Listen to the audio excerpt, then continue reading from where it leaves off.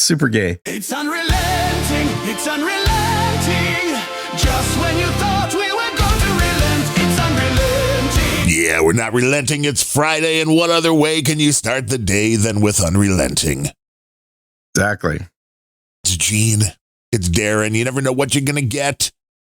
The trolls are now noticing this show, which is hilarious. Are they really? Yeah. Uh-oh. Well, they're like, I was looking up this guy that's doing No Agenda, and he does a show with Gene, the guy Adam said was his Russian handler, and all their album art is half-naked women. Oh, my God. Uh-oh. Ixnay on the So album hold on.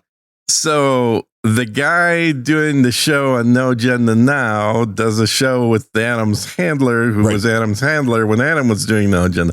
Huh. Where's Amazing. your 7,000 rubles, buddy? People are starting to put the pieces together, Gene.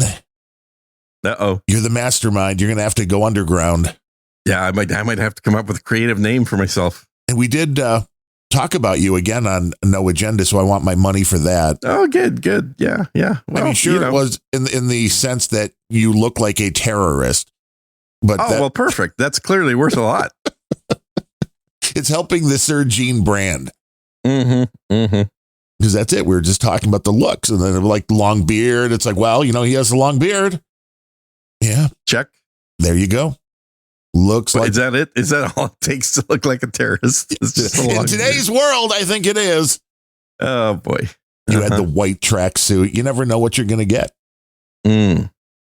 But I have all kinds of tracksuits. And I'm also trying today on Clean Feed.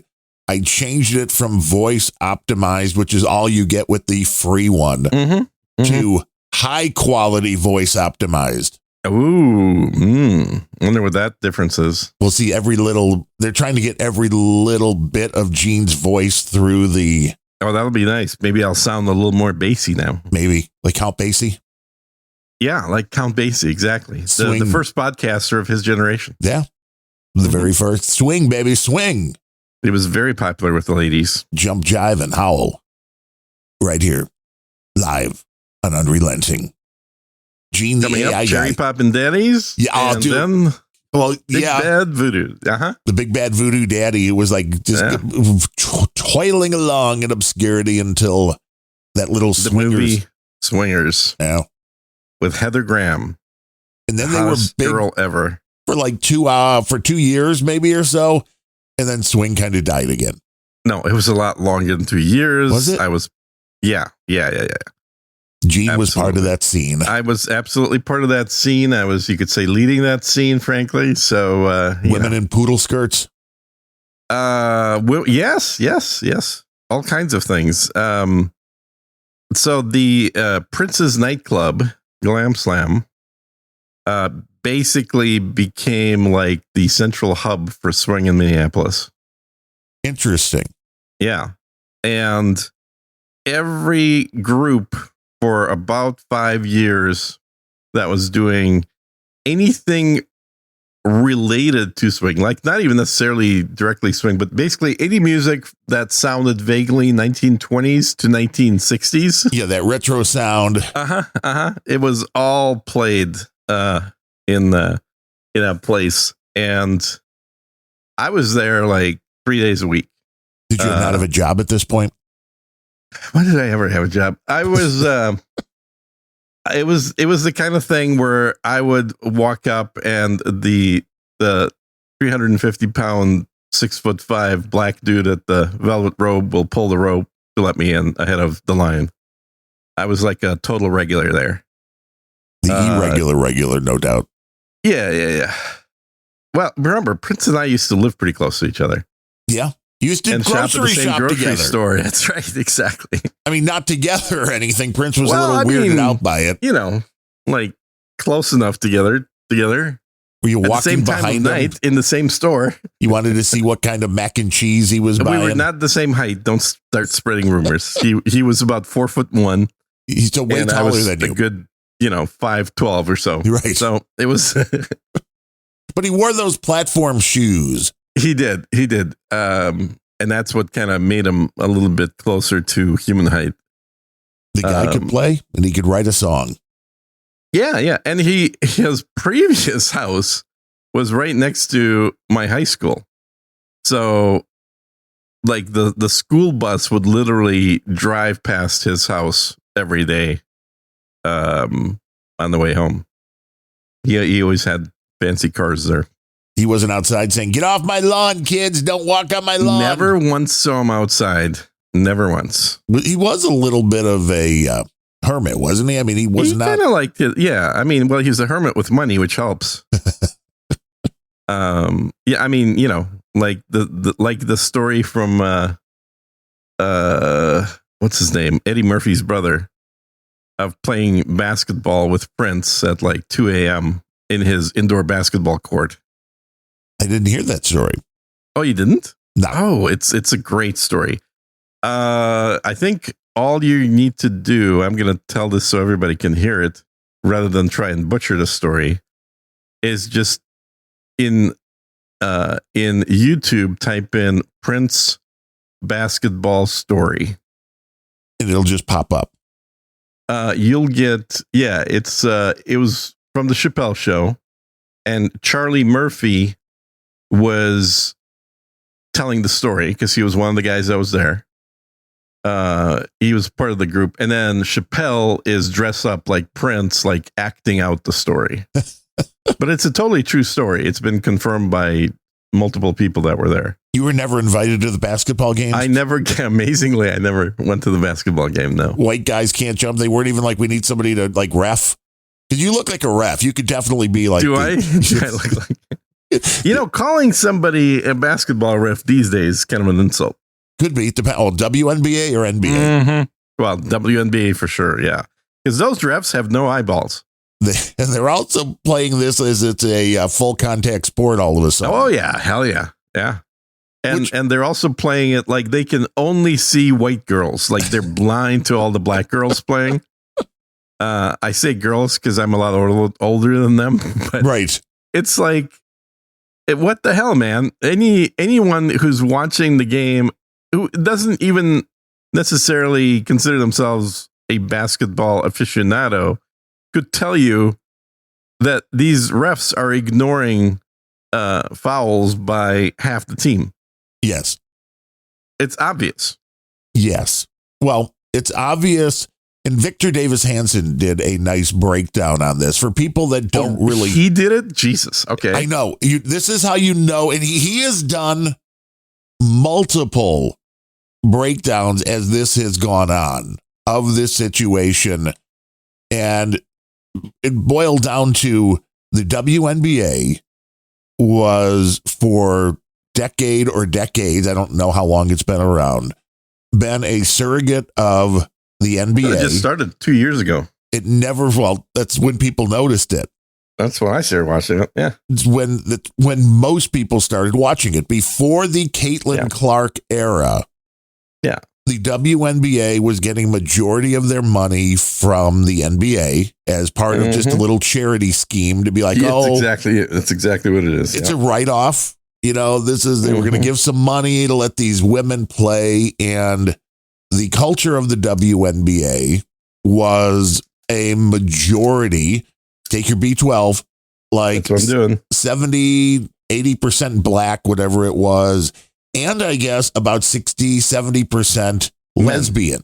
Yeah, exactly. This is Victor Davis Hanson breaking it down. This is crazy. This is the politics analyst guy. Yes.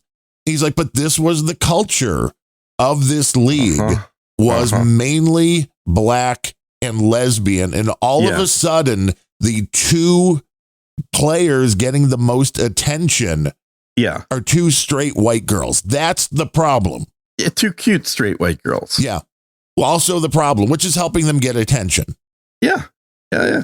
And now the rest of the league is mad, even though they are benefiting from this, because before 2 years ago, when Caitlin Clark started in the WNBA, these teams were flying commercial. I mean, they weren't, this was almost as bad as being a minor league baseball player being stuck on a bus for 12 hours. Probably worse. I mean, at least minor league baseball players have fans. True. Now the money is coming in. They're getting more recognition. They're getting private travel. They're getting everything. I'm about to start buying women's athletic shoes. To resell, or just because you want to? No, just because both of the girls came out with their own shoes. One's got an Adidas one, one's got a Nike one. I'm like, I'll support that. You want a Sophie shoe? Yeah. You want a Caitlin shoe? Exactly. There's a lot of money in their shoes, I tell you. Well, and plus I think their feet are about the same size as mine. But yeah. Well, see, I got a problem. I'm a size 15 man. I'm not going to fit in those. But the jeans, like, these are female shoes are very comfortable. Very comfortable, yeah. I mean, sure, they're pink and they've got little who cares bows. if they're pink? What are you not secure enough in your masculinity to not wear pink shoes? If they're very comfortable, I might.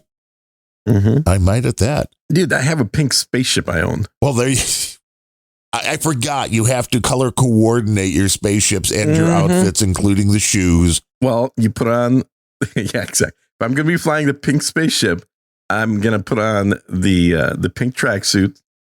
And of course, now I'll be able to buy pink Adidas as well. That would be perfect. But the money in the shoes, all thanks to Michael Jordan. Yeah, well, they're actually, not cheap. Thanks to his mother. When he was signing the deal, back at the time, it was the norm for the NBA players was you were going to get a payout.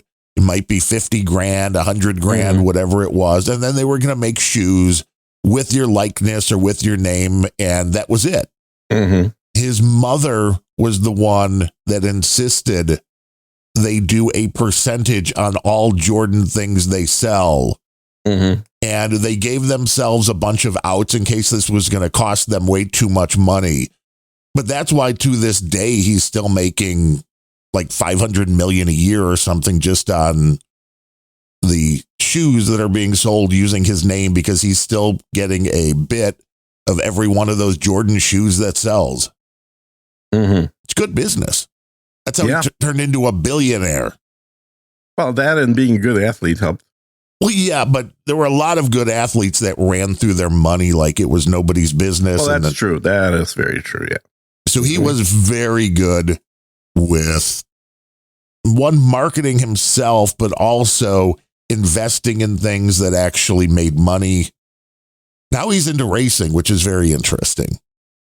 With his race team that he owns, which is might win the championship this year in NASCAR's highest division. Really? That's fascinating. Is Shaq into any of that weird stuff? Shaq, I think, was just getting into racing as well. Really? I think Jordan is like opening the door, because I saw LeBron was buying into one of the teams too. So they're thinking NASCAR is the way to go, where they can just all sit around and you can smoke a cigar and watch the cars go around, and you can still compete. It's just through, well, in Michael Jordan's case, his best driver is a little redheaded white dude that's like 5'7". So he's getting jockeys now running cars. It's great to see the images, like when they win a race, Jordan next to this dude, because he's just huge, and this little dude. It's like, I tell you, so a leprechaun, basically, you're describing here. Pretty much. Mm-hmm. Pretty much Tyler Reddick, very short dude, hilarious, ginger hair. But Jordan shows up at the track. He's not one of these guys who just put the money in and decided to let somebody else run it. What else is he going to do? He's got nothing better to do. He shows up. He has fun. He competes. He likes to. He said his dad took him to races back when he was a kid. So for all the people that are like, oh, NASCAR's anti-black, NASCAR's racist. Obviously, Michael Jordan was going to races, 40, 50 years ago, because what is Jordan? No, now, it's not anti-racist. How could it be? Or it's not racist. Racist? How could it be how racist? Is racing? It's a car. What the hell is a car? How can a car be anti-racist? Well, all the fans, because you're in the deep South. It's like, it's bullshit. Again, this is the same people that will tell Chicago? you. Yeah, tell me about deep it. South? Uh-huh. The deep South of Chicago, where the rain keeps on coming. They are trying to wash us away. It's very dark there. It is very right now. It's raining very again. Dark. I know. I can see. It's amazing how much. It's really like the a biblical type thing, the amount of rain that we've gotten through this area into Indiana here over the last few weeks. If you see light, you may not want to look that direction and start walking the opposite way. Yes, they're coming for you. I blame JCD's brain stick as he was going out to the door Did it there. get stuck on the on position? I think so. No. Now, have you bought a rain stick or have you inherited the rain stick? No, it's in the mail, I think. It's going to be shipped with the Book of Knowledge. Ah, the Book of Knowledge, yes. Book of Knowledge, which shouldn't be that hard to... Do you get all 68 volumes of the Red Books as well? Well, you got to be able to look them up. Those should all be digitized. I mean, you got to know whether or not it's right or not. Yeah, we need to digitize those. I know, but he liked writing things in paper form. That way you can check it a little easier to see if it was real. Yeah. Because he did his stub stacks on the typewriter and then...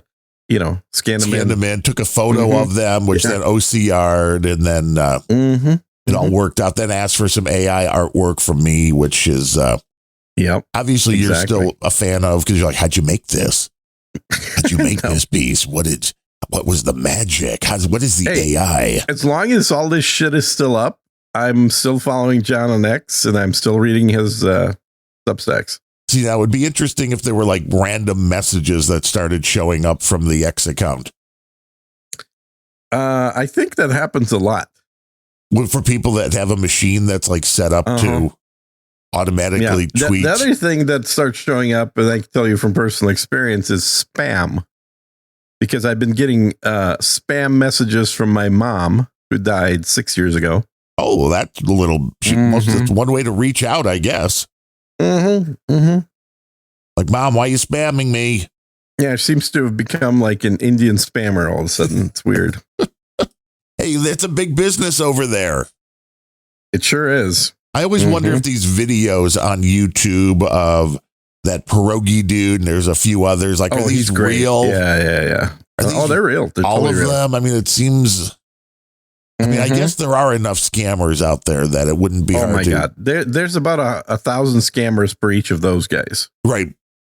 And people fall for it. I can't believe that people fall for yes, this is Best Buy. Yes, this is Geek Squad. We are helping you with getting refund. Give us all your bank information. We just shipped you 3 extra computers. Can you please send me money so I don't get fired? Right. But I'll send it back to you. You'll be able to refund them. Don't worry. Everything's fine. Oh, no, sir. My store will be firing me as of evening tonight. Yes. It's like, where are you located? Oh, I'm in your city right now. California. That's where I am. Well, yeah, you never know where people are. I called because the wife had a test when she went in. We were doing the show the one day where she had to go into the ER. And she had to have a CAT scan or whatever that was. So the bill came for that. And I know the scam. Never pay full price on your hospital bill. No. So I called up and I'm like, hey, I've got to pay this. What are you offering as a quick payment, full payment discount? And the woman's like, hey, we can do 5%. And I'm like, how about 10? And it's always, well, let me put you on hold. And they come back and say 50? Yes. Yeah, I know. I could continue to push it further. But this wasn't a huge bill, but it was, I think, a little over 500. So it was for $50. I'll make the phone call. Yeah, for $50, you'll make the call, right? Exactly. You know, my insurance did, it wasn't insurance. The place I had my CT scan went the other direction, where before the thing, they wanted a payment up front, which I think I paid them like $1,200. This is getting, I've seen articles on this. This is the new world order. Yeah. They want payment up front. Payment up front. And then, so this is my portion. So insurance theoretically pays more, but who knows? And then after the thing, like a month later, I get another bill for $450. I'm like, what's this? Oh, well, we didn't have that in the original bill. That's blah, blah. I'm like, well, I'm not paying that. I never signed off on this. I never agreed to this shit. You literally, there was nothing... there was nothing there that wasn't listed that you did on my pre-invoice. Therefore, you did nothing more than what was on the pre-invoice. So I'm just not paying it. So fuck them. It's a very weird. It disappeared in about 6 months. Interesting, because usually they'll put you into a collections, and then it's... well, I think somebody realized there was no permission for this procedure. Well, this is true. If you're not signing off on something... they can't charge you for it. But understand with medical bills, I think legally, or maybe it's just the way the medical system works is they, at the very least, they will put you on a payment plan, which if you owe them $1,000, you can be like, I'm going to pay this off over 3 years. Yeah. Or $10 a month. And they'll do that, but they will give you a discount for quick payment because there are so many people that don't make the payments at all. So medical bills is the number one reason in, what do you call it? Bankruptcy court. That is the number one reason that people give for doing a bankruptcy is medical bills. And we had, when I went through a bunch of surgeries, again, all the Europeans sitting without air conditioning are laughing at that. They're like, what? You pay for medical? What? How dare you, as we sit in 1,000-degree heat. Yeah, with no AC. My God. But yeah, I had, a huge medical bill when, not long after we were married and, didn't really have the money, so that was the different thing. The insurance sucked back then. Now, at least our insurance is better, but there was a hell of a hospital bill and we qualified because we were under that line where they just wiped the whole 8,000, 9,000, whatever it was off. They're just like, okay. And that's back in like 1960s money. Right. Well, yeah. It's like, this is, you always have to check. I mean, if you have a medical bill, always check with them.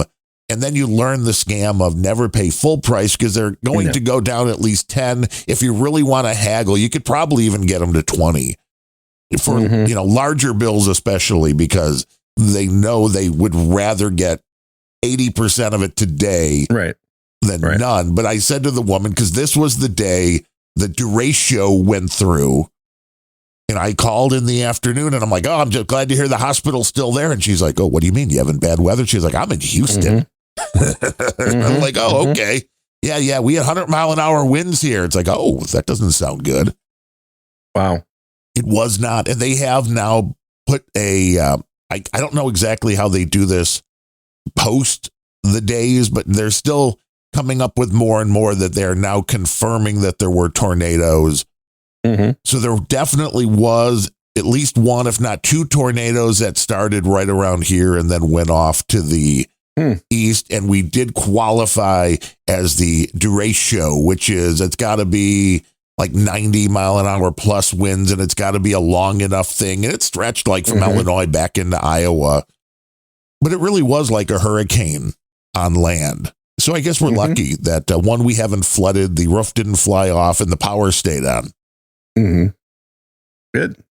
The problem is a lot of places that don't normally experience wind, fences are the first thing to go. Yeah. Because they're not made to high wind standards. We've seen a few pictures of those where the fences basically were torn out and flown away. Yep. Like, that's high winds, dude. Yeah, but like when I was in Dallas, they get 100-mile-an-hour winds every other year.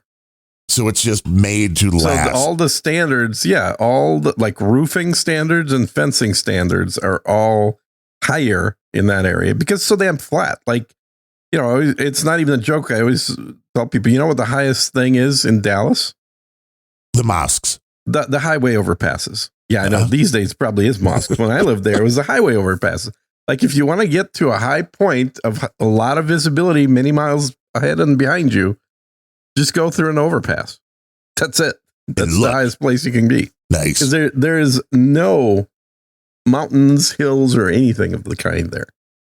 And because of that, the winds, there's nothing to slow them down. So they just rip through there at high speed. Like a wind tunnel. Like here in Austin, at least there's some hills. They're not big hills, but there's some hills. You got a few hippies. And so it's plenty of them. So it does break things up. But I can't remember how far back, but I want to say maybe 15, 18 years ago, there was a tornado that went through downtown Houston. Like, it broke windows and stuff in buildings. Wasn't that the hurricane, or there was a tornado? No. It was a tornado. Like, that doesn't happen anywhere else where it is so flat that a tornado can literally go through downtown. Well, we broke the record. Texas had the record for most tornadoes in a season. Illinois now broke that record this year. We've been hit hard. That's crazy. Yeah. It's a smaller state, much smaller by landmass. Oh, yeah. And we've always get a few summer storms, but I don't remember any season where we had as many storms where I'm actually like, oh, maybe I should go in the basement because I thought you never got out of the basement. well, this not the full basement. Oh yeah, that's right. You got the Midwestern style multi-basement housing. It is the split level, which means I have a full basement that is completely underground. And that's where I used to podcast. But then I'm like, well, why wouldn't I just want to podcast at my desk? Yeah, exactly. With that rig. And this one here, I have a window, as you do, right in front of me. But the window, I even know what kind of shades blinds, you have right? in there. Same exact blinds. Yeah. But right underneath the window is underground. So about 2/3 of this room is above ground and a third underground. So it's a little. I grew up in a house like that. I know how that works. It's a little bit safer, I guess, if the winds come blowing through. Yeah. Yeah. Then, they don't have basements in Texas. No, so you're just dead. Extremely rare to have a basement. And even like in Dallas, where they do have a lot of tornadoes, we don't get much to that. Like Austin is in that sweet spot where it's just far enough away from the Gulf of America to not worry about hurricanes and just hilly enough to not worry about tornadoes. That's why you moved there. That's not why I moved there. I moved there because Adam Curry used to live here and I was hanging out with those guys regularly. Yeah, and 3 days after you moved in, Adam's like, I'm going to go to Hill Country, I think. It's funny how that works. Yeah, but, back when my assignment started, I had to be physically close to them. So, what do? You can move to wherever the client is. Monitoring electronically. I mean, that's the beauty of all the flock cameras. Exactly. You should see Gene's room with all the camera feeds, man. It's crazy. The number of monitors, I have 1, 2, 3, 4, 5 4K monitors here around me in a semicircle. And it flashes anytime anything exciting is happening on one of the cameras. I'll send you a photo right now. It's actually doing that. It's flashing. It's like, you have to watch this. You need to know what's going on. Oh, it's fascinating, man. It's fascinating. You can't just make it with AI. No, not at all. Let's give me a second here. I need to get AI going. You have your own book of knowledge. I Gene's don't. Local AI. I do not have a book of knowledge, but I'll be building one. My card's supposed to show up today. Ooh, now what is your whole system now? Is it you just ordered a new card or you have a whole new system coming? No. I just ordered a new card. That's going to go into one of your gaming rigs, or is this a separate machine? Yeah, it's going to go into my old gaming rig, basically. So your old gaming rig is now going to become your AI local machine. Yeah. Mm-hmm. That you can run your photo editing, video editing, your creation. Yeah, I mean, the goal obviously is to be running some kind of a local model that can do everything, including, incidentally, audio. And it's supposed to be just as good as Suno. Well, you're mad at Suno because they're like, we're changing the terms. I'm a little mad at Suno because they're affecting the terms in the middle of my contract. Not even, I mean, I'm like 3 months into this contract and they're changing the terms at the end of this month. Do you think they will back down on that because of why they're giving the length of time? Because they're not starting it for another few weeks. I'm just wondering why they're not starting immediately. I think by law, they have to give enough notice to allow people to cancel their plans. It's like, well, I've had the yearly plan starting last year from Black Friday. I'm on my 3rd year with these guys. I love the quality. It's great quality. But all of a sudden getting a notice saying, hey, by the way, in 3 weeks, we're going to be changing your plan to go from unlimited to 60 a month. Like, what? 60 downloads, but it still, that doesn't make sense to me. It makes what has been explained to me, which incidentally, we recorded just 2 good old boys yesterday with a guest that we were kind of interviewing, but mostly he was just a third guy with very similar opinions. A throuple. Kind of a throuple, yeah. And it was Don P. Bongwater. Real name. Our guest. People don't know real that. name. Real name. Don P. Bongwater. It's have you not heard of the Bongwater family? They're kind of well known on the East Coast. But anyway, Don, his claim to fame is he is one of the pioneers of AI video. And I'm sure if you've seen high quality AI video, you might have seen some like music videos, like Elon Musk. That's a good one. He doesn't do that stuff. He actually makes movies. So his videos are 20 to 30 minutes. And so one of very, very few people that makes, well, at least TV show length would be the way to describe it, AI generated content that looks extremely professional, very good. And his characters in most of his videos are well-known streamers like Asmongold and Nuxenor, Brendan Herrera, who is hopefully going to be our future congressman here from Texas. Now, is he doing this as like parodies of them? Or are they on board and lending any help? They love it. No, there's no help given. I actually asked about that, which is kind of disappointing, frankly. But so they're all done as loving caricatures would be the way I would describe it. So that, you know, like they're definitely caricatures. They're exaggerated features and stuff, but from a place that kind of makes them look like they're on the right side, like they're the good guys in the videos, right? They're not the bad guys. And all of them, Asmund included, you know, people with millions and millions of subscribers, all of them have done like reaction videos to his videos. You know, they all watch every episode and, you know, talk about it as they're watching it. Which is one of the questions I asked him is like, so, you know, what's a typical video? You got to be popular. He says, well, you know, he's a pretty small channel. He's getting like a really good video for him is about 18,000 views.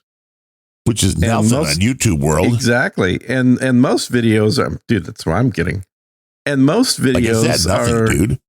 Yeah, exactly. Most of his videos are getting under 10. And then that same exact video is a reaction video on Asmongold's channel where it gets 600,000 views. Which he's getting nothing. But he doesn't make a dime off of that because it's Asmund playing a video on his live stream that people are watching. And I'm like, okay, well, you know, you're not like trying to sell him videos, I get, because he's very, very adamant about not like, I'm doing this for fun. I'm doing this because these guys are great and I like using it. He's super modest guy. But it's like, but you do realize like these people literally from playing one of your videos for half an hour on their stream, they are getting paid a check for like $4,000 to $20,000. And this dude's like, and you're getting nothing. Zero. So tell me at least that they're, you know, donating like $500 to you or something. Like, nope, nothing at all. They're like, screw you, dude. I'm like, I was very surprised because, you know, I don't have any money. I'm looking for work. And even still, like, I'm a member of his channel. So he gets $5 a month from me because he does good work. It's stuff that I spend time watching. If I was actually making money off of it the way that these guys are, I would probably be donating a lot more than $5 to them. It may still be a small percentage of how much I made, but still, it's like for someone, it's kind of like somebody went out there and started making fan art or something and just kept sending in fan art over and over and over. At some point, I'd make him an employee. Right. You're like, if this is so good. Mm-hmm. I mean, that's kind of what happened to me. I kept doing artwork. That's kind of why I said it. But, you know, I mean, literally why I said it. See how long it took you to catch up to that one. But this is true. I mean, really, if this guy's like, well, I'll slow down making the content then, and then you guys won't have it. So, yeah, I mean, if you're taking somebody else's stuff. But that's not his attitude. Like, that'd be maybe my attitude than your attitude. But his attitude is like, no, I'm just doing it for the love of the game. Now, he is also unemployed. Well, then he needs to, you know, here's the other question. He's part of the unemployed club. How does this work? You've done way more research into YouTube's policies. We know, if they play 30 seconds of a song, that video can be demonetized to the main person and monetized to the guy that wrote the song. Right. How does this work if they're using somebody's he does content? all original music in all his videos too. Well, right there, he should be able to then copyright strike them. But he's not going to ever do that. Damn. No, he's never going to do that. I would be like, here, dude, I don't want to, but you're making a lot of money and I'm unemployed. But also consider that the people that are generating, $100,000 per month or more in YouTube fees can also afford much better lawyers that, well, you're using my likeness for free. But it's parody. Well, so theirs is review and news. Depends on what percentage. Everyone's got an excuse for doing piracy. Of course. It's fun. Exactly. Piracy is fun. That's bullshit. It's what YouTube was built on, literally. Yeah. Until they were like, oh, lawyers? Oh, okay. Oh, yeah. I think prior to Google buying YouTube, piracy was the number one, pirated content was the number one thing that was on there. Well, because the way it all worked out was by the time, and this has all gotten to hyper light speed with the lawyers and everything else. But back then, that content, by the time somebody would notice it, get it to their lawyers, the lawyers craft whatever letter they had to send that in. By the time this whole process worked out, the viral portion of that video was dead. It had already gone viral, and it didn't matter if you had to take it down. But this is all now instantaneous, like a Trump Truth Social API, baby. Milliseconds count. It's very automated. I watched the video. It's kind of sad, of a guy that does like hiking video content that was watching a video about Colorado and noticed something looking very familiar, which is clips that he had shot in his videos as part of this YouTube video. So he sent he filled out the paperwork with YouTube, sent the notice that this video is using his copyrighted content. And they got a strike and the video was taken down. And then they wrote a letter to him apologizing for that and asking for him to basically contact YouTube and take away that so that they wouldn't have a strike. He didn't do that. He's like, look, guys, you didn't approach me. I could have even given it to you, but you just stole portions of my video. And then they lawyer up and they send a notice to YouTube from a law firm, allegedly, saying that they are fighting this notice, that this is fully within fair use limits, and then, putting in legal mumbo jumbo, which then when they get that response from whoever was originally struck by the copyright notice, in this case, the, Indian bot farm, then YouTube then goes back to the person who filed the copyright and say, okay, we need proof that you are acting on this, which is that you're filing a lawsuit against them. Once we get proof, we'll take their video back down. Until we get proof, then we're going to assume that if you do nothing, you're agreeing with what they just said.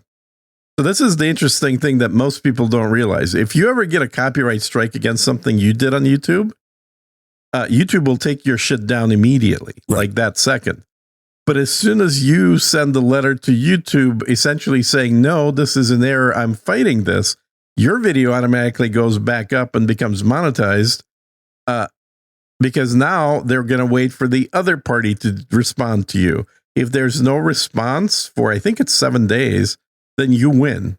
And I've done that a few times where I've won YouTube disputes for copyright, and it was all music related stuff in my case, because I got hit for having music that I own. I'm like, I paid for this. You cannot copyright strike me. Like, I literally have the license to rebroadcast, guys. Was that a Suno song or an actual song? No. Actual music. Yeah. It's like classical music I was using in video games. And I was like, I bought this. You can't copyright strike me. I bought the fucking rebroadcast license. Like, no, you didn't. How do we know? Well, that's the whole problem. Well, that's the point. Is all they're doing is they're assuming nobody did. Right. And like, no, we get all the money from your video. The fuck you do. And there are so many videos that are using clips from other people's videos. Yeah. Now, whether it is in a manner that is acceptable or legal or not, or every jurisdiction is going to be a little bit different as well, which is what makes this harder as well. Because it's like, well, what is YouTube? American laws, or is it, it depends where both parties are located is the issue. So if both are in, India, then it's fair game. Oh, they don't care. Yeah, whatever. But like something I've seen is I like to watch react videos of professional opera singers to other singers. Oh, you like the redhead category, I guess. But I like good singing. Like I had season tickets to the opera for about a decade, and actually had a private like balcony. It wasn't a room per se, but it was like a private balcony. But anyway, the this category of videos, I know I've sent you some of this stuff too, because some of it's just been amazing. Usually you'll have like voice training coaches, whatever they're called, watching a video of somebody singing and then commenting about it. What you find, if you find one that's popular that a lot of like coaches and other singers have reviewed, is there's a huge difference in how much they have to obfuscate the video. You'll find some videos where it's just like a side view. Their little head is in the lower left, and then the full video is playing in the middle, and they're just covering a small portion of it with their head as they're reacting to it. And then you'll watch the exact same video being reacted to, and it is mirrored, inverse, black and white, and half covered up with graphics. And they all say the same thing, which is, I've had this taken down 4 times, so I'm apologizing for what it looks like now. But this is literally how much I had to obfuscate it in order to not have the video be taken down. Wow. And a lot of times, like, I don't understand why, because it's to the benefit of the fucking performers to have, I guess it's not the performers taking down, it's their record companies or whatever. But like, it's publicity. It's literally like in the olden days, if a publication, because remember, I used to be a music critic, I had a regular article reviewing music, and it'd be like a band writing you down. You have to take that down. We did not authorize a photograph at our venue. It's like, dude, what the hell? I'm promoting you guys. How are you saying no to that? Well, yeah, because the whole music business is we're sending our music to everybody in the hope they play it to get us the recognition. Yeah. So it is a very weird thing because there are people, weird thing, like Don Henley. There's a lot of them that fight every little thing that shows up on YouTube. Yep. And there are some that are like, hey, do whatever you want. And it's usually about money. I don't know. Some of the people in the older generation still believe that it's hurting whatever your album sales are, I guess now, which is very weird because there are no album sales. I know there are some. And I know people buy a little bit of vinyl like I do. And some people, I'm sure, still buy some CDs. But overall, streaming has won. Oh, yeah. So I don't understand. It's all about Spotify. And this is the oddity of it. I remember back in the day when new albums would come out that were big, the record stores would open up at midnight. If it was a new Springsteen or Prince or something like that, it was an ordeal. Oh, you got a whole line of people standing there. I know. I remember. Now it's like the minute they release it, they release all the tracks on Spotify and YouTube Music and everything else. It's very, very different. I mean, it's nice, I guess, that everybody has immediate access to it, but it also takes a lot of that excitement out of the Well, and I think that's kind of the rationale that some people think Suno, why they're doing what they're doing, is because they've got a lot of these, Indian bot spam farms that are basically, they're like, hey, we got a $25 a month account, and they've automated these processes to just keep hitting random generate. Right. And they don't care what it sounds like. They just have a process to generate, download, Spotify, upload, monetize. So it's just, again, this has not been said by Suno, but it seems to be the thing that Reddit thinks is going on, is that Suno wants to cut down on the use of these, just, somebody figured out a way to just create money by making any kind of music, doesn't matter what it is, how long it is, or even how good it is, and just uploading it to Spotify and YouTube. And YouTube, yeah. But I've had this experience, obviously, with something that I spent many, many hours on, which is my Christian music album. And that resulted in like $12 on Spotify. Right. So. But no, I've seen a few of these on YouTube now that look like they've got a decent amount of subscribers and views. Now, all of the views might be bot farms as well, which is the thing YouTube, I'm sure, is fighting, which is people throwing up content that's 3 minutes long and then have the bandwidth to be able to stream it 5,000 times a minute. And it's like, oh, well, we're paying out on this, no. So, yeah. Well, and I've got an update for you too. So I think I told you last time I started making shorts. Yeah, Gene's got his shorts, everybody. Yeah, I've got my shorts now on YouTube. And the shorts are, they're short. They're 30 seconds. Congratulations, everybody. But why are they called shorts, Gene? I have no idea, but they have so many freaking views that they'll get 1,000 views in one day, over 1,000. I think, between when I said 1,000 and when that phone call was over, there's another 300 views on there. Because it fits into whatever the vibe is, whatever the subject is. Here's the biggest thing that I realized about the shorts that I never really thought. I was like, why are they so popular? Why are people bothering to make this shit? Because normal videos are presented in a selection menu format. So you see a whole bunch of thumbnails. So that's why the old, advice was, it doesn't matter how good your video is. What matters is a good thumbnail. Right, because you get somebody to start it and play 20 seconds. Oh, that's a view. And that's all you care about. 20 seconds is a paid view. Well, yeah, because you have to watch the ad up front. Yeah, you watch the ad up front. And that's so you get the ad and 20 seconds of the video is good enough. Ching, ching. So but unlike that, the shorts are 100% decided by the algorithm. You don't know what the next thing is going to be when you swipe up. All you know, you're swiping up to end your current short that you're watching on your phone or computer for that matter. Doesn't matter. But you swipe up and it shows you some random other one that it thinks you're going to like. Right, based upon what you've already seen. Yeah, or not even just seen, but how long you spent looking at it. So if something starts and you swipe up right away, it's going to give you less of that kind of thing. It's trying to build your algo. It's building your algo. And so clearly the people out there that are between 40 and 60 own a dog and have no women anywhere near them, they're all watching my videos. Right. And so that's what they get recommended for shorts. And they're getting these numbers of thousands and thousands of views. I will absolutely 100% be over 100,000 views for the month. And that will pay you a grand total of how many cents?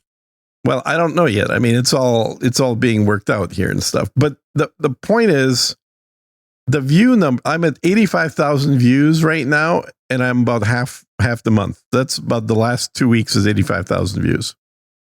It's not bad. It's crazy numbers is what it is. Yeah, depending whether it turns into anything. But with back to the Suno thing, I still don't understand, because when you create a song, and they're still going to allow you to create however many songs you've always been able to create, because that's all based upon the amount of credits you have. So you can listen to every one of those songs. Right. Which again is so. Which means you can record any one of those songs at the quality that you're listening it to, which should be more than this is just, it's trying to slow down the automation. That much seems obvious. I think that's what it is. Yeah. But really, because the real answer here then is for people like you and I who may be pissed off about this, is to make us go through something like X did to verify you're a real human being. Right. Right. Well, it's a little more than that, because like I made a song for Ben the other day, but dude named Ben. That sounds very gay, Gene. You made a song for Ben. It is kind of gay. I have to say it is kind of gay. But he sent me, this is the gay part. So he sends me a poem he wrote. Okay, double gay.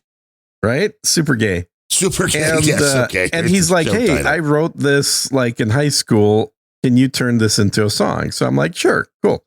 So I start playing around with different arrangements, start putting, different themes together for it. Probably made about 30 to 40 versions of it. And then I got to one that I kind of liked. So I downloaded it. Wait, did you say 30 or 40 versions? Yeah. Dude. That's usually how many it takes. You need better prompting, man. No, I just have refined taste. So I get this downloaded, sent to him. He listens to it. He's like, it's not bad. I'm like, okay, what would you like? And he's like, well, hang on. I've updated the text. So I'm like, okay. Oh, so he's working on his lyrics. The text. Yeah, now after high school, a few years have gone by since then. Now he's decided that he wants to edit his own poem. There's a third verse. Jesus. Okay. The third verse gets dark, Gene. So I'm waiting for this thing for him to get the updated lyrics. But meanwhile, I want to like narrow down the style that he's going to want. So I keep using the old lyrics, and I get 2 or maybe 3 additional styles and download those and send them to him and say, okay, once you get the lyrics to me, which of these is kind of like what you want it to sound like? So now he's got 3 or 4 of those. That's reasonable. I get the new lyrics. I plug them in. I start going through, tweaking styles a little more, get one that I like, send to him. That's like the 5th one. And then after doing that one, I realize there's a couple of words that are like, they should be tweaked from plural to singular. So I redo that. Yeah, you got to be very, very close. That's a normal thing that always happens. It's not until you hear them that you notice that there's some weird grammatical stuff. So then re-download that, send them a couple more. So now I'm up to like 7 of those. And then he gives me a big thumbs up. It's like, yeah, this is great. This last one was perfect. I'm like, okay, awesome. Then he goes to sleep. I'm still playing around with Suno. So I go for so the first one I sent him was sort of what I would describe as, I don't know what you're playing. I'm just playing some of the Suno music I created. Oh, okay. Well, that's perfect for you to just play that while I'm telling a story. Right. But anyway, it gets people engaged. They're like, ooh, what is this? Apparently, because I can hear it. So then I go and change the style of music from, because what he wanted is choral, like a choir singing it, which I had kind of not quite an a cappella, but a minimalist arrangement choir. So then I take that and I change it to a rock anthem with, drums and distorted guitar and everything. Good stuff. And I create a version of that. And then I send him that when he's asleep. And then, well, you never sleep, to be fair. I don't. I know that's true. And then, like, that's not my preferred style. So then I say, well, I wonder what this would sound like as Delta Blues. So then I spent another like 15 minutes turning it into Delta Blues, make a few more versions, get to one that I like, download that. And that one is my favorite, the Delta Blues arrangement of that particular song. And, Whoa! Gene Felt. Net says the beat of this song was gay even in the 80s. I know it was the gayest. Why are you doing gay music, man? This is what they thought was like the genesis of that Miami Vice. Oh yeah, That's kind of the Jan Hammer. right. I mean, it's got that vibe, It's got a little bit of the Afro-Cuban electronic vibe. dude. I guarantee Try Miami you, Sound Machine. Try that instead. but I guarantee you in the how do I go into this? I guarantee you, Afro-Cuban was in the prompt that was given to this, like exotic. Probably. Yeah. Like Genesis, the Brazilian was kind of the what we were looking for. But this, people love the music in the background. Don't you love it keeps people engaged. It makes the show sound so much The answer is exciting. not at all, but I do. I personally do like a bed. I like a bed track. But every time I've had a bed in one of my videos, there's inevitably at least 2 comments saying, get rid of the music. Music sucks. Don't have any music while you're playing a video game. It's stupid. Don't be a moron. There should be no music in video games. Every fucking time there's these, professional critics analyzing my gaming video where I'm trying to teach them about a fucking spaceship. But the part that they zone in on is music sucks. The music that's way, way, way in the background. I had, about this level. I had one person, this is the first one ever, about a week and a half ago, say, whose music? And I'm like, what? So I'm like, what are you asking? Like, what is that music at the beginning of your video? And I'm like, here we go. They're going to be bitching about the music. It's actually all original. It's mine. And they're like, really? Where can I get it? I'm like, oh, wow. Gene's like, oh, monetize. Got to package this up. So quick. I go to Suno, CD, and baby. I take that track, and I'm like, okay, give me 20 more just like this. I need a CD right now. Nice. So I use up another 20 downloads. I don't care what they sound like. Clearly, this person likes this style, so that's what I'm going to crank out. The first fan, like literally, first person actually saying they like this shit. Woo! So it is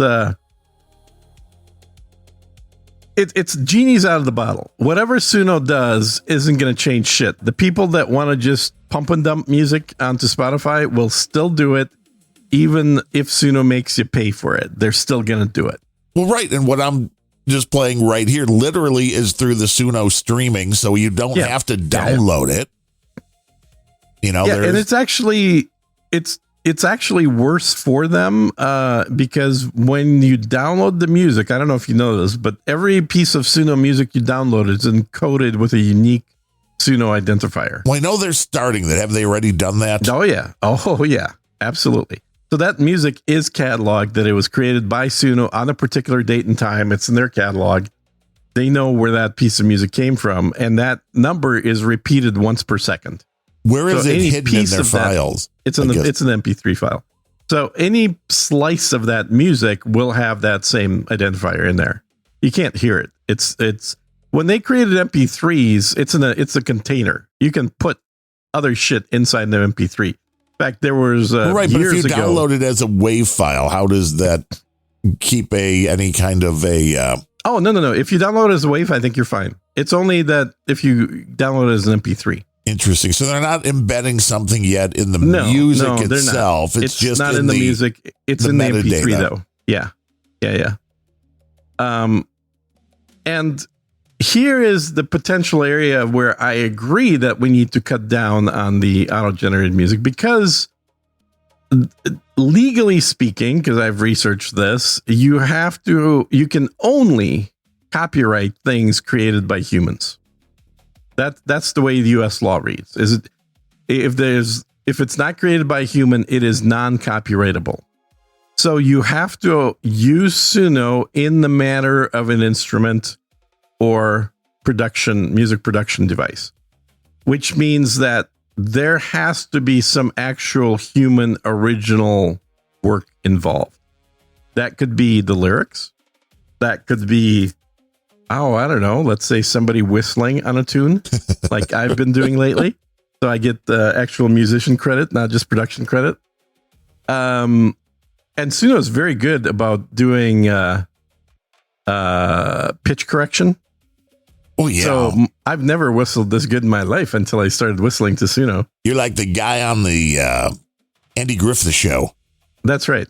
Yeah. That was a good theme. So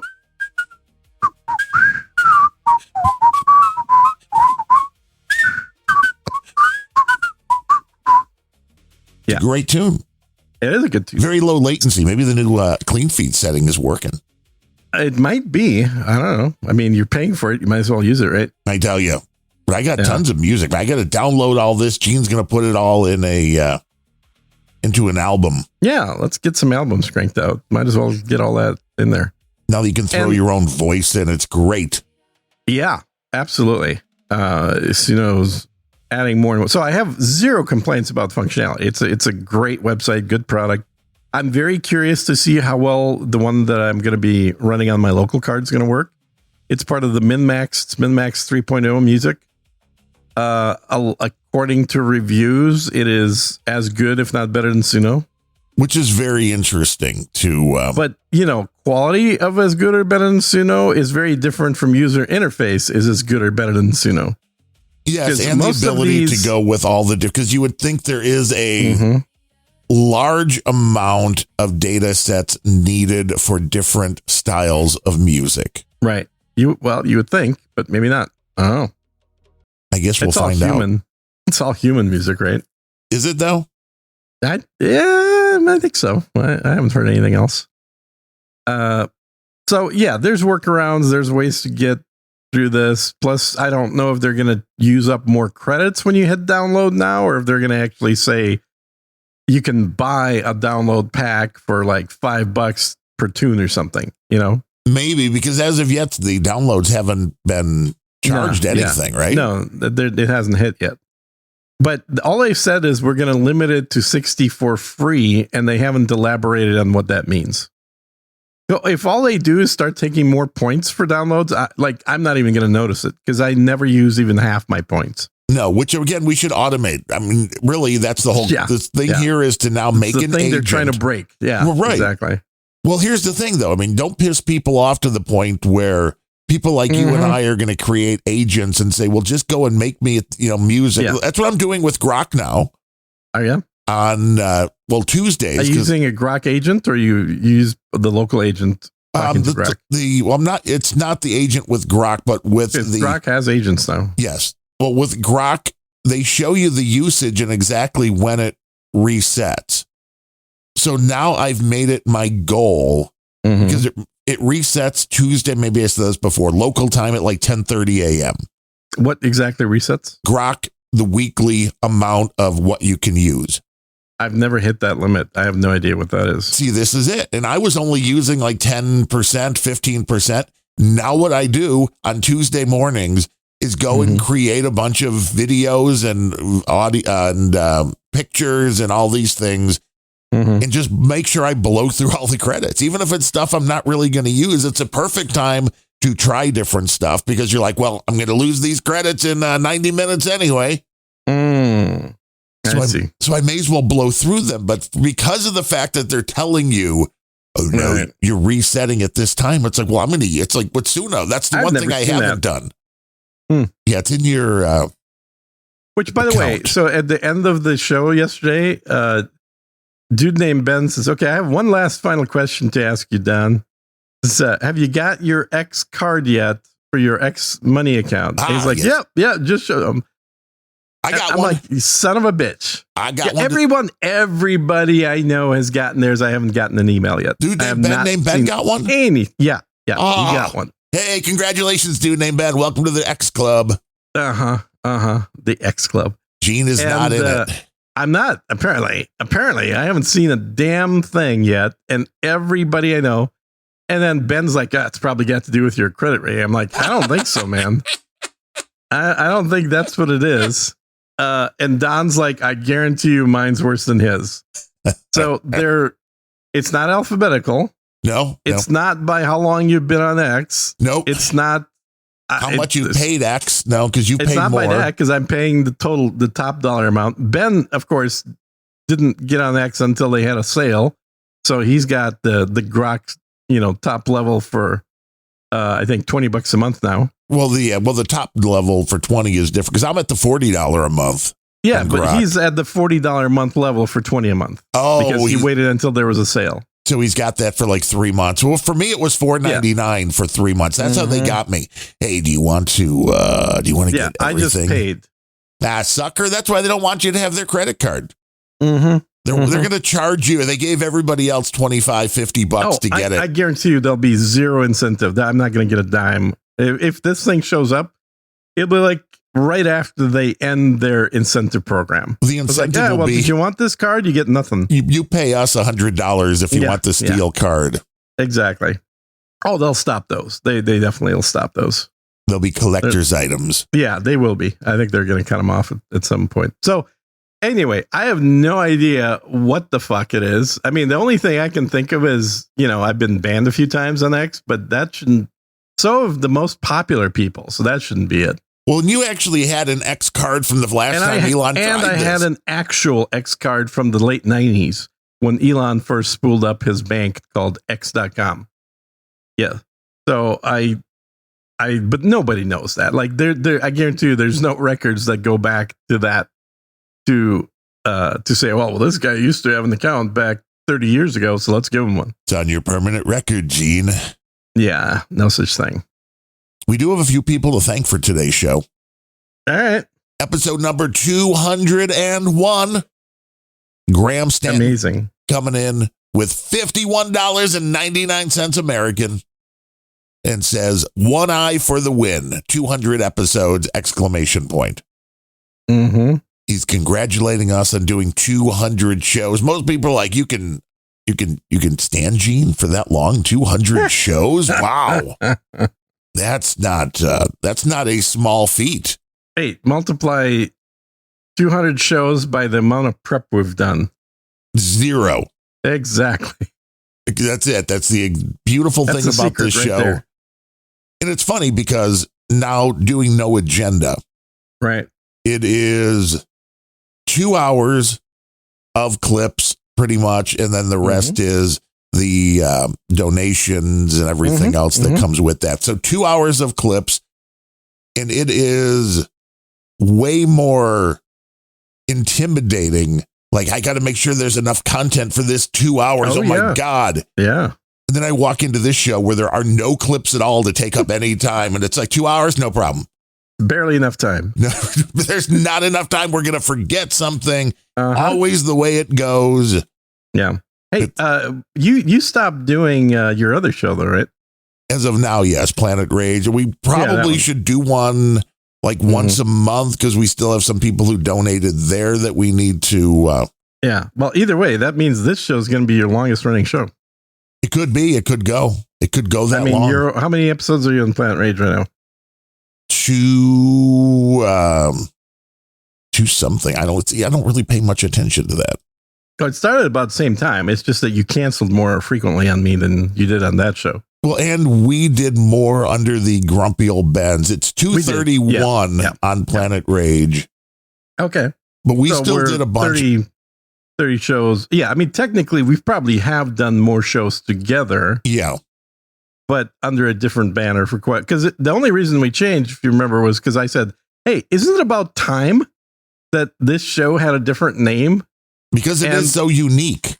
Well, that and mostly because Bemrose kept fucking with us. And I just like this, because you keep the stupid show name, now we can't be played at certain times on the network. That's bullshit.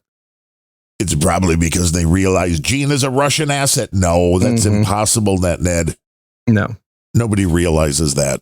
Not at all. But yes, and this, to me, I think I won the battle with Bemrose on if a show can feature different co-hosts and still have the same name.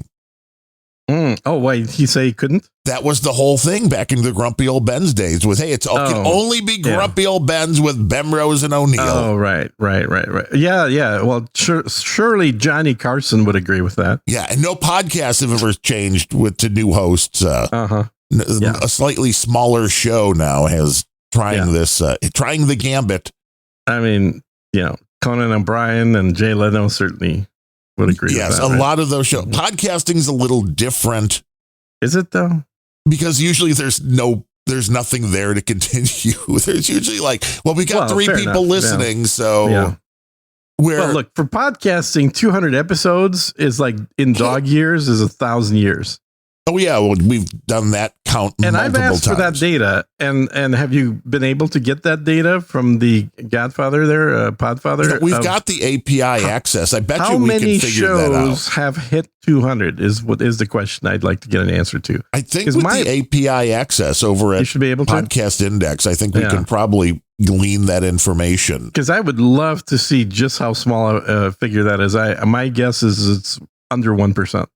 That would be my guess. Well, because so many podcasts end up being a 1 or 2 show thing. Yeah. And they Yeah. still are on the list. Well, yeah. And a lot of podcasts get to like 10 episodes and they think they've made it. Well, yeah, we're like, hey, we're great, man. We've done a lot of shows. Yeah. We're actual podcasters. We've done 10 episodes. Nobody will ever do more than us. Uh-huh. I mean, there's the insane numbers like No Agenda, which is about to hit 1,900. Yeah. And it's very hard to hit anything close to that, but anything over 100. I mean, not if you do a daily, you could get to that level. True. If you do daily podcasts, sure.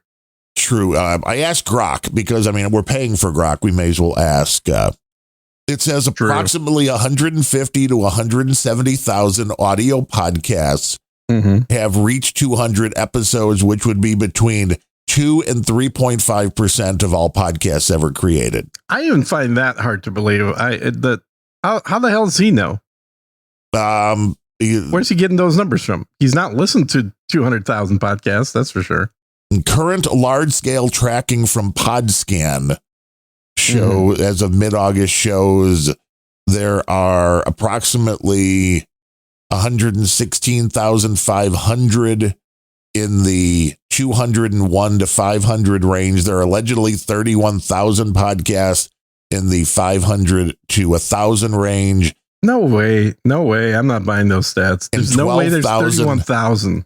12,900 podcasts in the 1,000 or more. This again, according to Podscan. I don't know. Podmatch. It said these are the estimates from other sources. Podmatch says 3.2% reach 200 episodes. Podcastingtech.com, using data from last year, say 2.35% reach 200 episodes, and other recent. I would bet that those are all estimates, that not a single one of them is actually counted.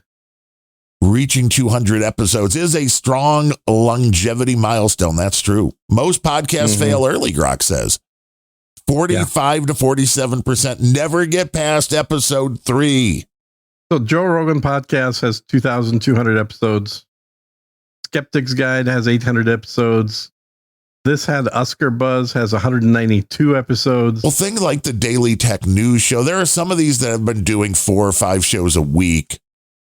Which is, again, it's questioning it might be better almost as, how long it has lasted. The episodes are one thing, but as you just pointed out, there are people out there doing a 5 to 10 minute show daily. Daily. Yeah, that's true. That's true. So if you're doing 360, well, there are some that are probably doing more tn one episode a day.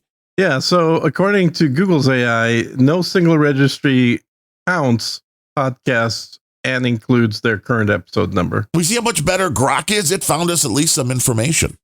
Well, this is a more accurate information. So it's saying there are over 2.7 million podcasts.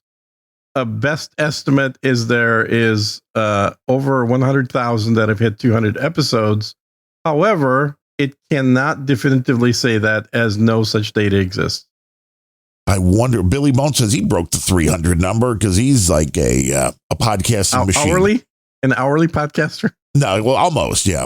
Now, Podscan, I bet you they're pulling data from the Podcast Index because their main page is also the showing you how many podcasts. Let's see if their numbers match up. Because Podcast Index has total podcasts 4.7 million. These guys have 4.8 million. Where are they getting more? I don't know. Unless they're updating more recently. They have 606,000 active in the last 90 days. And see, the podcast index only has 491. I wonder where they're pulling from. That's interesting. Different numbers. From the podscan.fm/stats, because it looks like they're trying to do the same thing as the podcast index, although, of course, they're not the directory. I guess, you could build a AI query that basically downloads all of the RSS feeds for all of the podcasts and then simply counts total episode numbers. Yeah. Mm-hmm. According to, again, Podscan, podcasts that have lasted over 10 years, there are only 44,000 and 24,000 are active.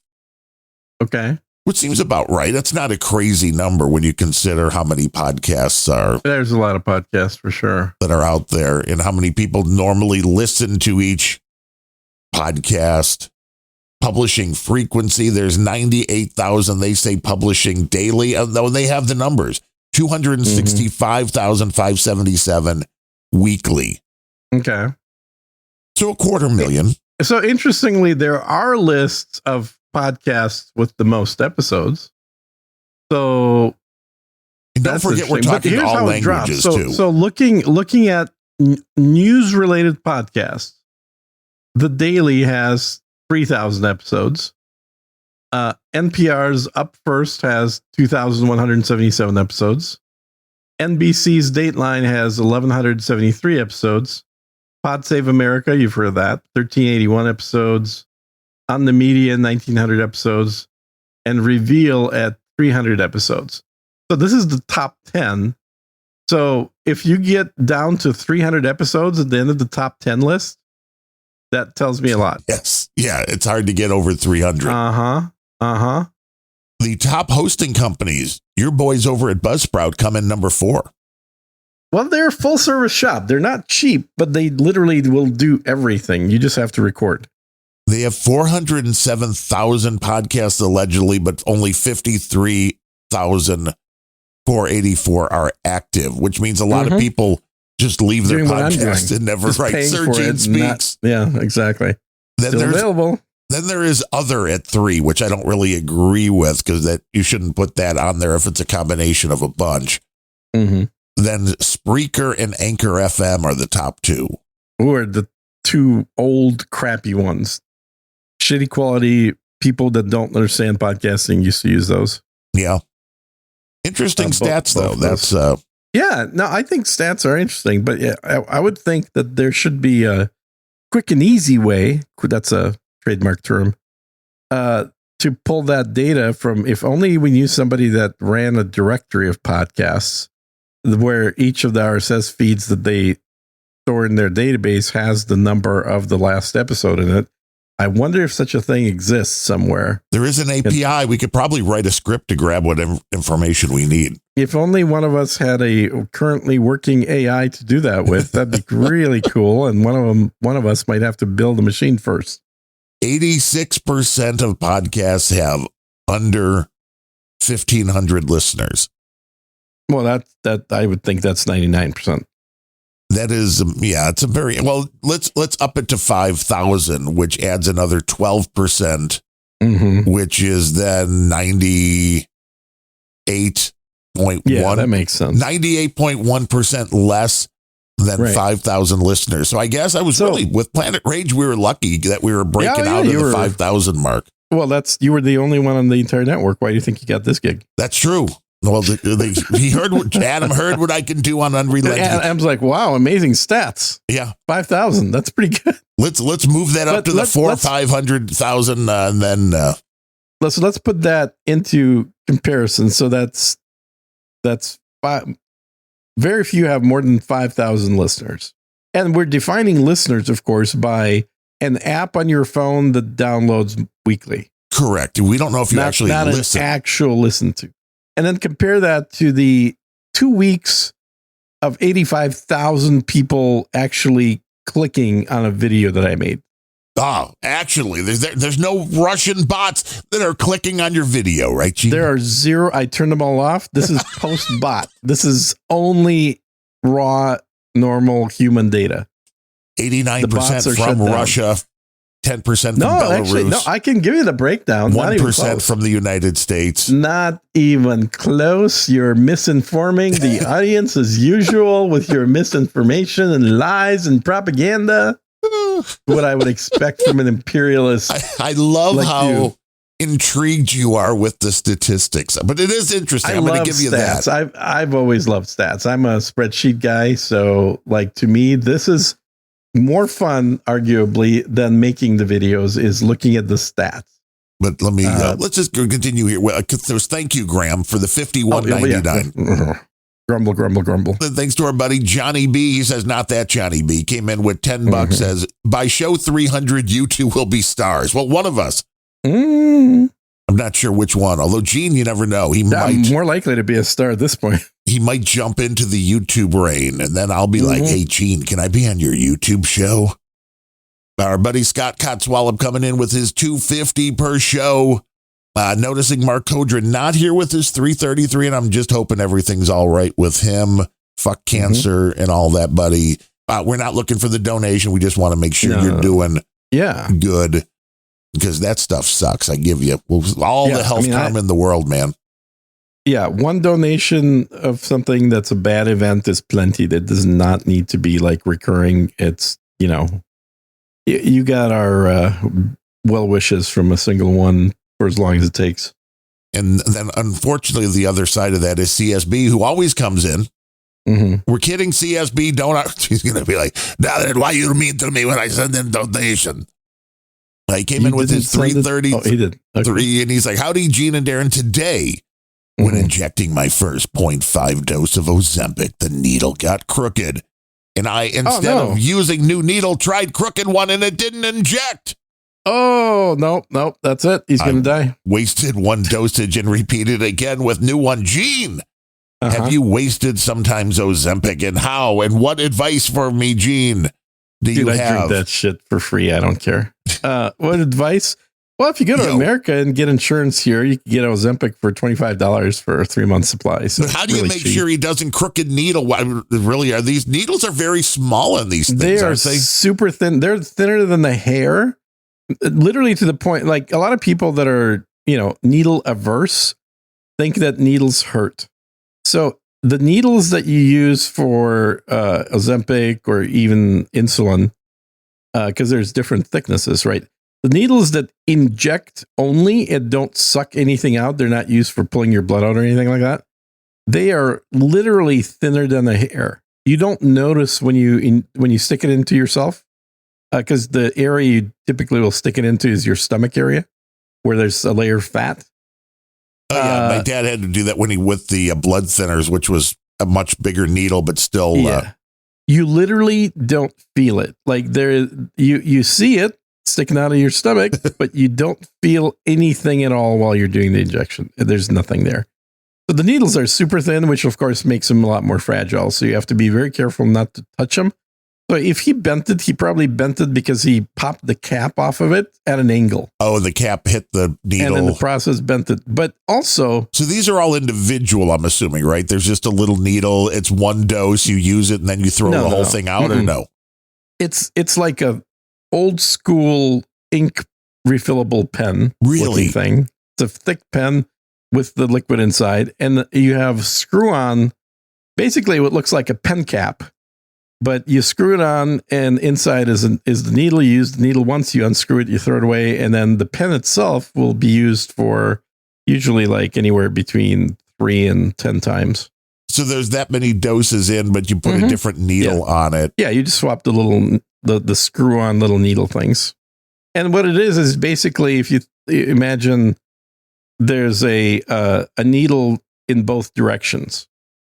So the pen has a sort of a Teflon type plasticky rubbery kind of cover on the bottom, so that nothing comes out of it. And then when you screw on the needle, it's a needle on one side that's going to go into your skin, But on the opposite side is a needle that it's going to pierce that kind of rubbery tap on the pen itself, and then create the hole to actually be able to inject you. But yeah, anytime you have a bent one, just throw it away. I mean, they're super cheap, so there's no worries about throwing the needle away. Well, yeah, the cost of a needle, I'm assuming, is way less than the dose of whatever you're. Well, yes, but not that far these days. So the unless needle, he squirted it all over the outside of his belly, that's going to get messy. I mean, it doesn't smell great either. Really? Okay. Yeah, most of the, because remember what this stuff is. These are goddamn. I always forget the term. These are. There's a name for them. For these types of things, they're not drugs, right? They're naturally occurring substances. That's the word. They're naturally occurring peptides that your body literally makes, and all you're doing is just superdosing it. Something that you're already making with your body, you're just putting more of it in there. Whether it's insulin or whether it's the stuff in the Ozempic, these are all naturally occurring formulas being generated in your body. Anyway, you just putting a lot more of them in there when you're injecting yourself.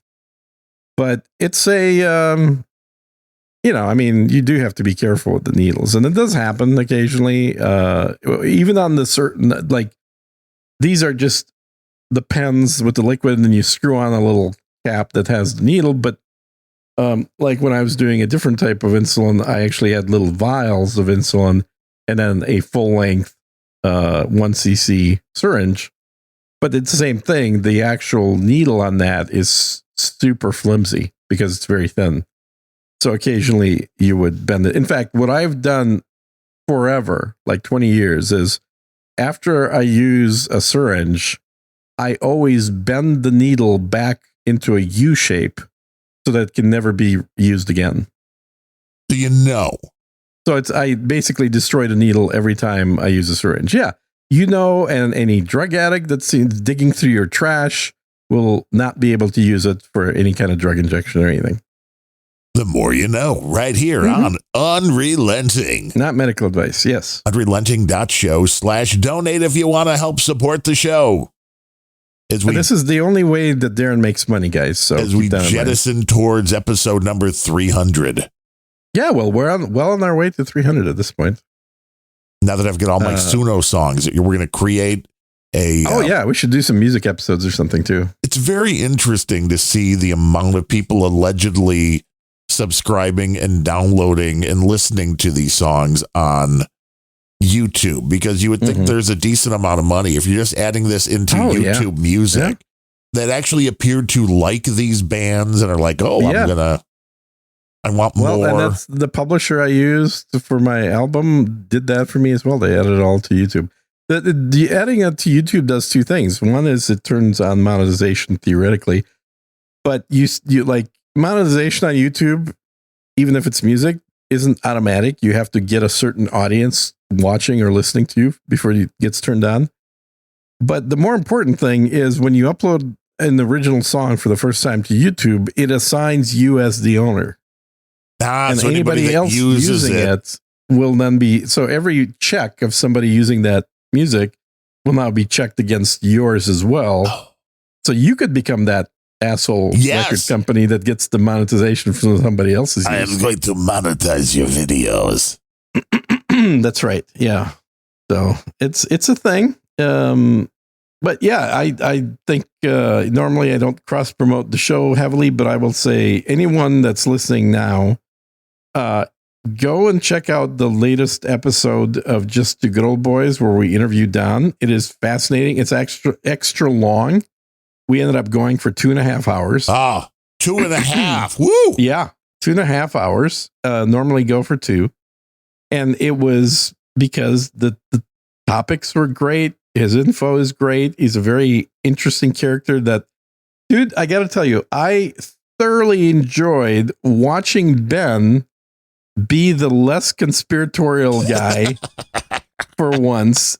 And because Don is like Ben times 10 in terms of that stuff. He's the kind of guy that's like, I don't trust anybody with my data, which Ben would say. And then he'd say, yeah, I don't trust the gun stores with my data. I don't trust gun manufacturers. It's like, of all the places, all the people that are on your side of the aisle, that, yeah, you would think you'd be a little more worthy of trust. He's like, yeah, just don't trust any companies, period. Because normally, you know, that's along the lines I get from Ben, but Ben's got, his limits are not quite that extreme. So it was, I just kept my mouth shut, had a big grin on my face and listening to Ben say, yeah, but from a practical standpoint, I mean, you know, but wait, what do you mean? That's crazy. It was great. It was great because you literally, and what explains it is Don was born in 1991. He's a youngin'. He's a youngin', right? He's got a beard, so he qualifies as a real man, but he's still fairly young. And so consequently, his opinions, they're on the same side as ours. I think he fit very well into our podcast, but definitely more extreme, which is correlation of extremity and age is very common. It doesn't matter which side of the argument you're on, the younger a person is, the more extreme of that argument's position they tend to take. That would make sense. So for me, it was great because I've never seen Ben in this position. I don't think Ben's ever seen Ben in this position where he all of a sudden, he is the less extreme. He's like, wait. This doesn't feel right. Uh-huh. And we talked for another like half hour with Ben after the podcast because he was like, yeah, but doesn't he understand? I'm like, oh my God, you so understand what I have to go through with you all the time. It's like, you know, black and white positions just become less and less common with age. This is true because you understand more of the intricacies. Nuance. Yes. Yeah. Nuance. Exactly. Mm-hmm.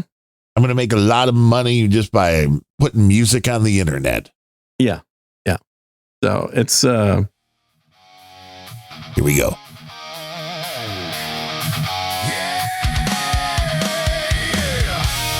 I mean, come on now. This sounds like heavy metal thunder coming to you live. I've heard that before.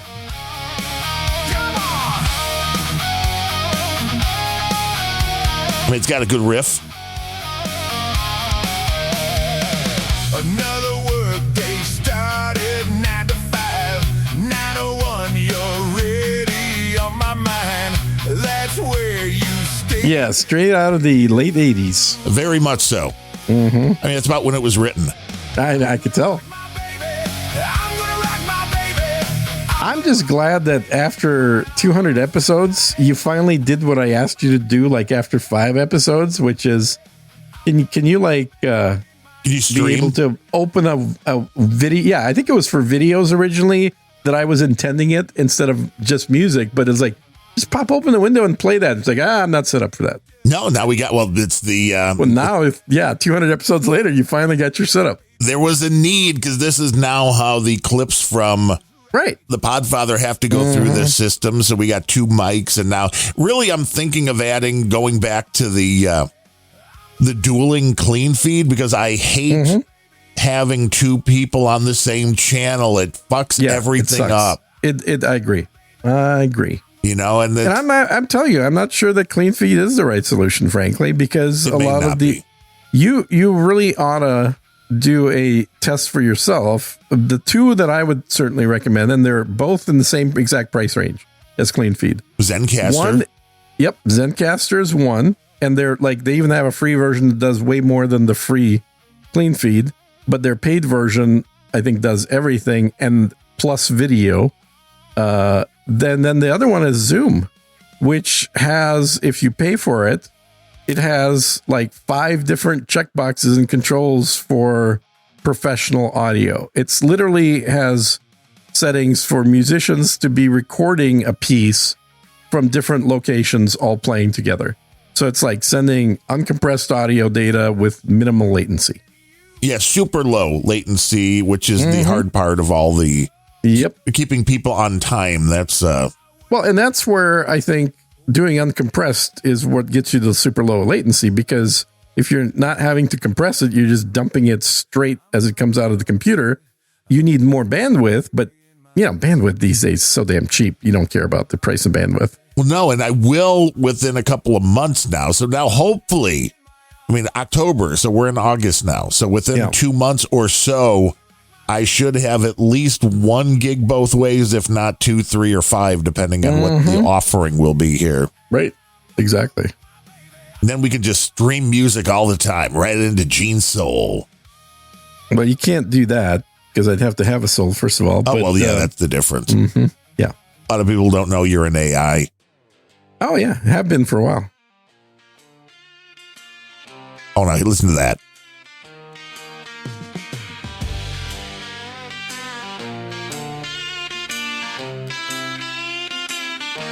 That's got some grit. Mm-hmm. It's $1 million right here, seller. $1 million something. Rubles? These days, yeah.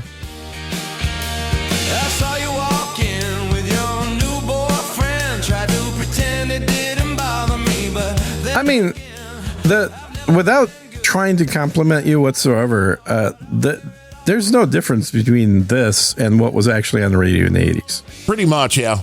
There's no quality difference. Neither in lyrics, nor in the orchestration, nor in the musicians perform. Actually, these are better musicians playing right now than what would have been available in the 80s. But it's certainly not any worse. Do you have auto ducking on? Yes. Okay, I was going to say, it's not your fingers doing that, right? It's auto ducking. Yeah, well, I brought the level down, but we do have the auto ducking on as well. Yeah. So I finally figured out how to set that as a default in DaVinci when I do videos. like, oh, this is so much better. I used to do it all manually. Oh. And then I was like, wait, I can preset auto ducking for this track even before there's any data on there? Amazing. Awesome. Yeah, it's like the more I use DaVinci, the more I learn about its features, the more I'm blown away at how good it is. But this is the use for Suno that I don't think most people use it for, because 95% of the music that I have came from a bad audio file of me playing guitar and singing. Yep. So the melody is all mine, the lyrics are all mine, and this just makes the instrumentation show up. And it is really cool to go, okay, what about if this was a bluegrass song? What would it sound like? Yeah, I love that. And it's like, wow, maybe it should have been a bluegrass song. I mean, I wrote it as, Exactly. Yeah, you wrote it in the only thing you knew. Yeah. But it turns out somebody else would have done the song a lot better in a different style. Yeah.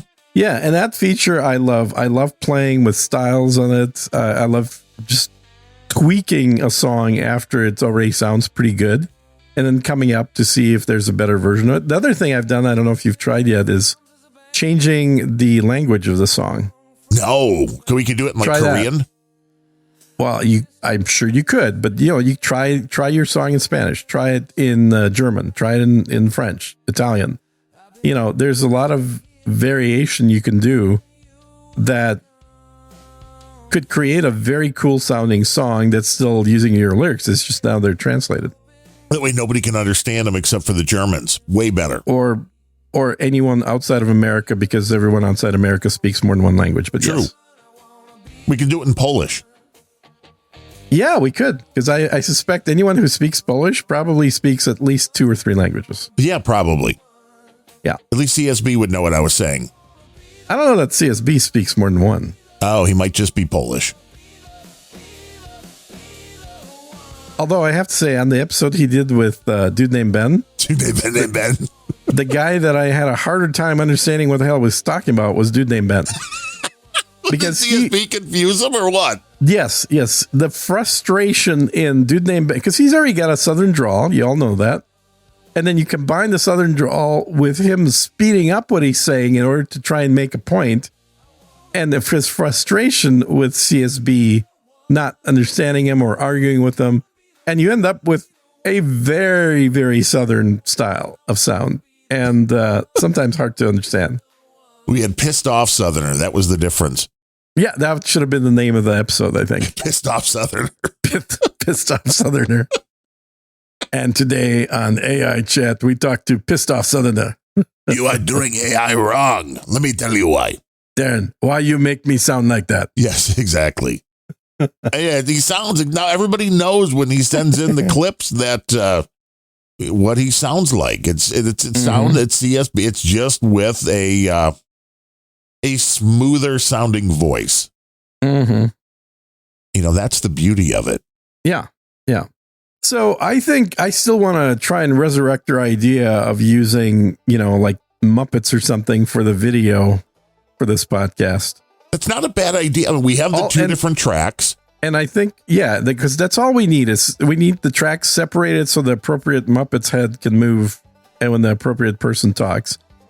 I don't think we can literally rip off, but we can mostly rip off the two old dudes sitting in the, what are their names? Gromit and Waldorf. Waldorf and Gromit. Waldorf and... No, it is something in Waldorf, right? What are the Muppets? Yeah, it's something in Waldorf, but not Gromit. I mean, Gromit was a dog from a British cartoon. It's a different thing entirely. Yeah, altogether from a claymation cartoon thing. I know there is a couple of online, although they seem to charge a shit ton to create the avatar. Yeah, we won't. This is why I'm waiting for my card. Because if we have something that is open source that we can just both create an avatar, just dump shit into, put it into a scene. There's two ways to do it. The slightly more expensive way to do it is to actually use the software that all the VTubers use, have a model that is linked to movements that the camera observes you doing. That's the more realistic thing, and that's for real time, like literally recording while you're talking, while you're moving your head around, whatever. Right. That's the too much other work. way of doing it, which is the one I was thinking of, which I want to try when I get my card set up, is to just feed two audio tracks into a thing that'll generate appropriate mouth movements and talking movements for the two dummies, in the video. And then it's all done in post, so that nothing changes with the way we record it. We still just do a pure audio podcast, but then that audio ends up animating a couple of heads. Yes. And more, perhaps. Maybe. I mean, let's not get ahead of ourselves. Statler and Waldorf. We knew there was a Waldorf. Yeah, Statler and Waldorf. One of the Statler brothers. Must be. Are you sure it's not a Smothers brother? Could be. Those guys were good too. They were. Hey, we could use those. Those are probably out of copyright by now. Old enough. The Statler and Waldorf probably been renewed. The Statler brothers, though, are pretty. There's some of their stuff, I'm sure, that also has gotten into the. All I know is if Disney owns you, you've been renewed. Yeah, that's true. The Smothers brothers, I'm pretty sure Disney does not own them. Does Disney still own them? I thought there was supposed to be some kind of thing, and then it broke down back in the days when they were building. I thought they bought the Muppets. I thought they own all the Muppets these days. I'm not sure. I don't know if that actually went through. I think it was right about the time that Henson died. And then the deal didn't go through because there was a whole thing at the theme park. They were supposed to do a whole Muppet theme park back in the 80s, 90s, whatever it was. Yeah. And then that deal broke down and they're like, okay, nope, that fell apart. Did you watch that Robin Williams clip I sent you with what's his face? I don't. Gomer? No, I don't think so. Who am I thinking of? Not Gomer.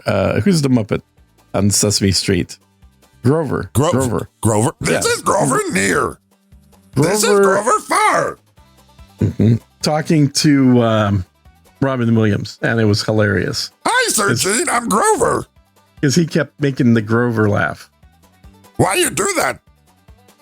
Yeah, I can never do Kermit. Kermit's a harder. I've never done Kermit. Well, I would hope so. Yeah. Did you ask? I've never done Kermit. Me neither. Hey. No, never done them. Did I not send this to you? I could have sworn I sent it to you. Scroll up. Did I seriously not? Maybe I put it in our other group. It was in our group chats. That's all the BDSM stuff. Here's the comedy, the gun stuff. Anything Gene sends is comedy. Oh, yeah. Did you see the clip that Tom posted, Tom Tomsky, of the very well endowed girl in the jeans and the halter top standing in a cow barn with a couple of young calves, clearly hungry for some refreshment? No, but I think I'll look for How that do you one. not watch this shit? It's hilarious. I only got so much time, man. I'm an employed podcaster now. Oh, that's right. You're not one of us anymore. You're not unemployed anymore. I'm like, I got shit to do, man. Uh-huh. And it is now the main thing that changed, because I was always looking at the news daily. So that's not like this is anything new. That is, I would look at Fox News. I would look at Just the News. I would look at Off the Press. I would even look at CNN. And occasionally, if I wanted to laugh, I would look at more liberal stuff on YouTube. Mm-hmm. The only difference is now I constantly have the window open where I can just cut and paste the URL of whatever it is, no matter where it is, which I have to automate that as well. But to be able to grab the audio from whatever video is on that page.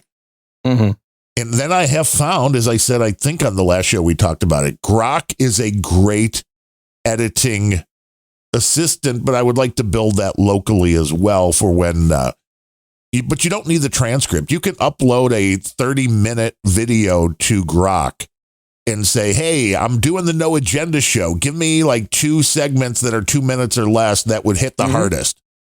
Okay, so I did that. This is how I created my 4 shorts. Is I didn't use Grok. I used the Google's own AI.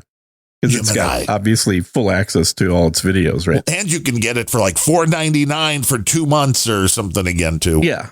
So I just said, of the videos that I've got, give me the video link and the time code for the most, the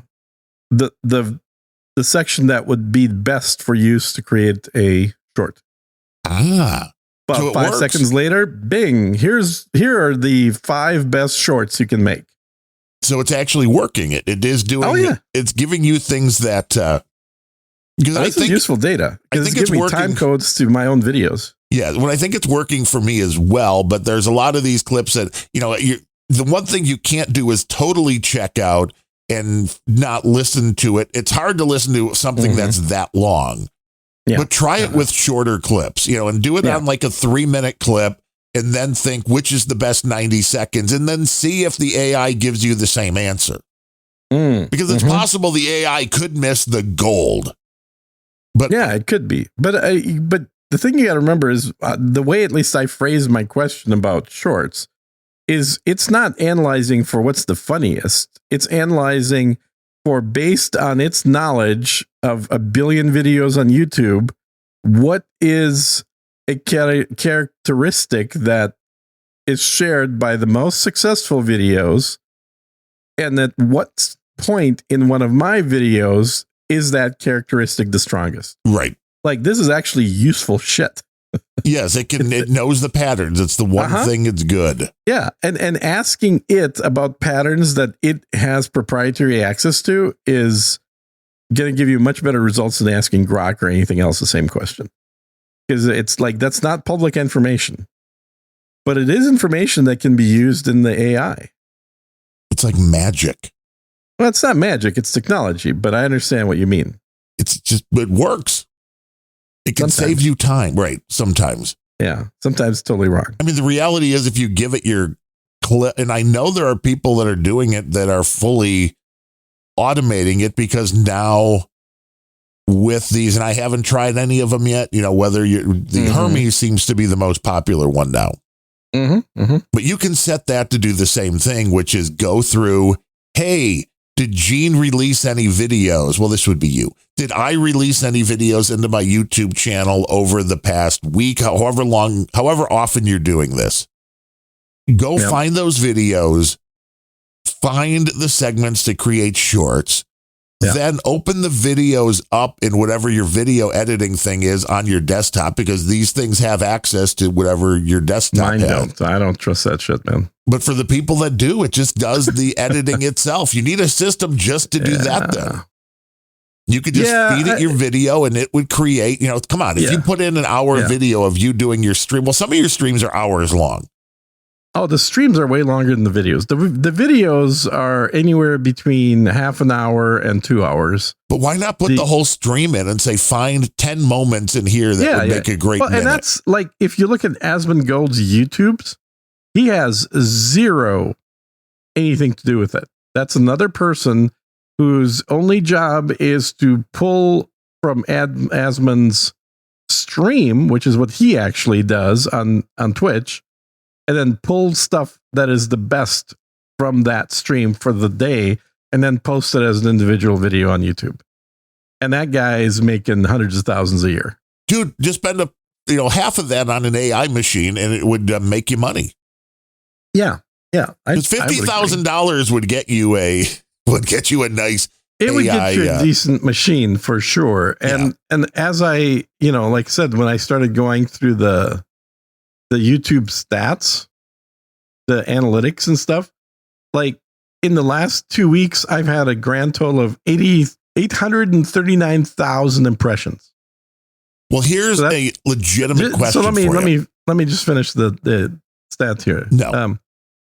840,000 people's eyeballs potentially saw a thumbnail that I had. Yes. That's almost 1 million people in 2 weeks.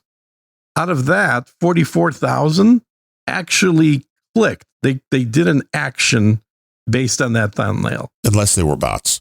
44,000. Yeah, it doesn't matter. Bots count. 44,000 people did that. And out of those 44,000 clicks, that last 2 weeks generated over 7,000 hours of watched content. So that's 7,000 monetizable hours that I had. Well, in 2 weeks. That would lead me to my question, which was, which AI can take 200 plus episodes of this show and cut it up into smaller segments that it can make it go viral? I think there's several AIs can do that right now. I mean, I know people doing that with Claude right now for sure, 100%. It's like, go do this. I'm gonna guess using the agents on Grok would probably do that as well.